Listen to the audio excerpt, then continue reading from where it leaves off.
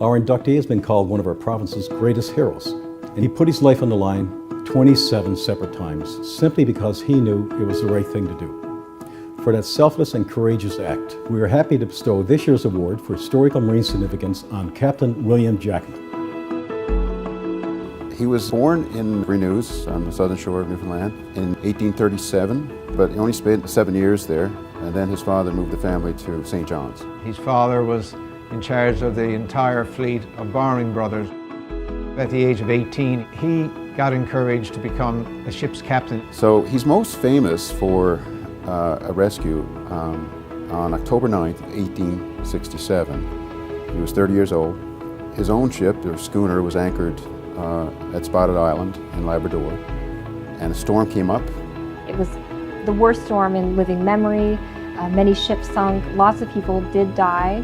He had gone for a walk and he noticed a schooner that was breaking up on a reef a couple of 100 yards offshore. We later learned that this ship had collided with another ship. It was very obvious to him that they had no way to get off that ship. He jumped into the water and started swimming towards the wreck. And he would go swim to the ship, put someone on his back, and then swim back to land. And he did this 11 times. And then by the time that happened, someone had come back with ropes. So he tied the rope to his waist, and he went out again. 16 times. Until he got every single person off the ship. As a result of this rescue, the British Royal Humane Society awarded him a silver medal, which was the highest honor they could give. Outside of the rescue, there was one organization called Star of the Sea. A benefit society for Catholic fishermen, kind of like a safety net insurance, which they didn't really have at the time. He became its first president, and he was involved with the Fishermen's Society, St. Joseph's Catholic organization. He seemed to practice his charity to humanity. Even if you just forget about the rescue for a minute, even that is amazing. He really did care about his fellow man, the people around him.